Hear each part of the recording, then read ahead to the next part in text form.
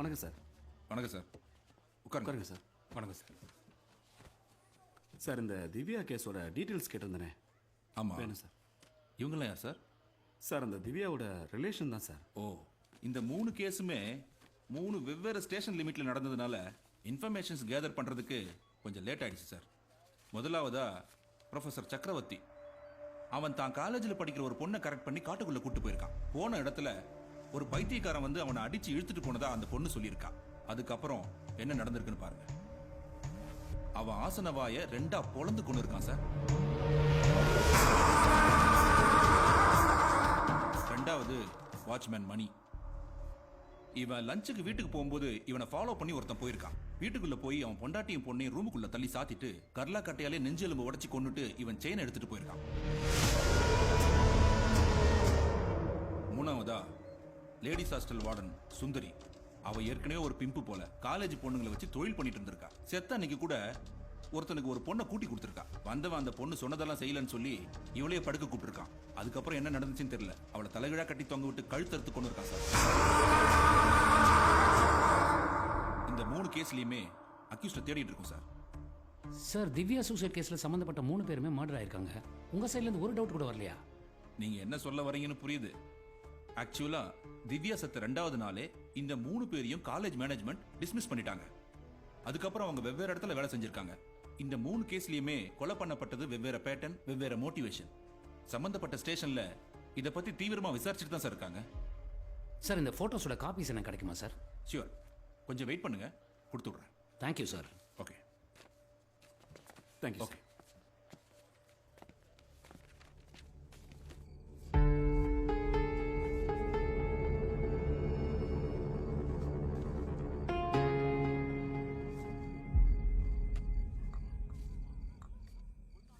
என்ன சார், 3 கொலைக்கு ஏதாவது கனெக்ஷன் இருக்குமான்னு தேடுறீங்க போல.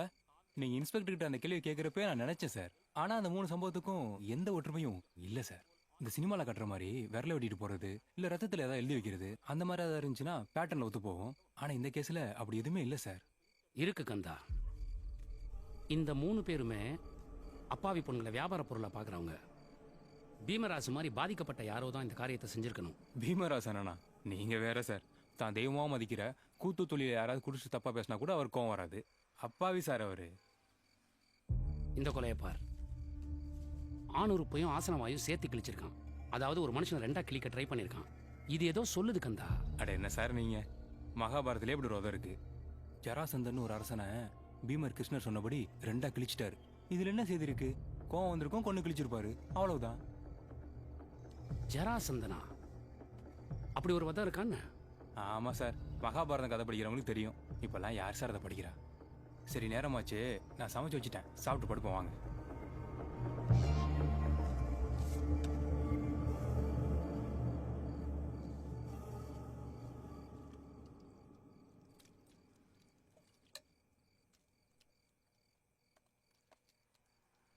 கந்தா,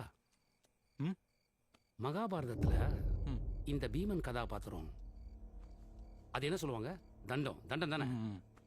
அதை எடுத்து அடிச்சு நெஞ்சு எலும்பெல்லாம் நொறுங்கி அப்படி ஏதாவது வதம் இருக்கான்னு? அப்படிலாம் எதுவும் இல்லை சார்.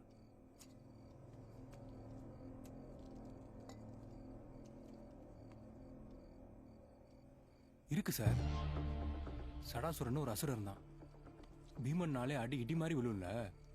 சடாசுரனோட நெஞ்செலும்பு ஜடாயுதத்தால அடிச்சு நொறுக்கி தூக்கி வீசினதா ஒரு வதம் இருக்கு சார். சாப்பிடு. சும்மா தான்.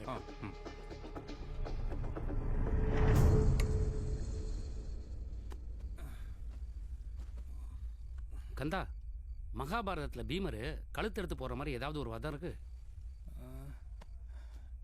என்ன சார் நீங்க விடுகதை மாதிரி கேள்வி கேட்டே இருக்கீங்க. இருக்கு சார்.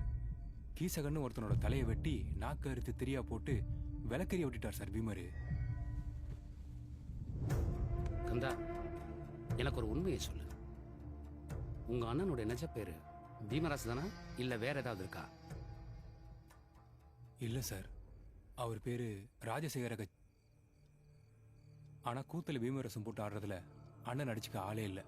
அதனால பீமராசனே பேராயிடுச்சு. ஆனா சார், நீங்க கேட்கறதெல்லாம் பார்த்தா எனக்கு பதட்டமா இருக்கு.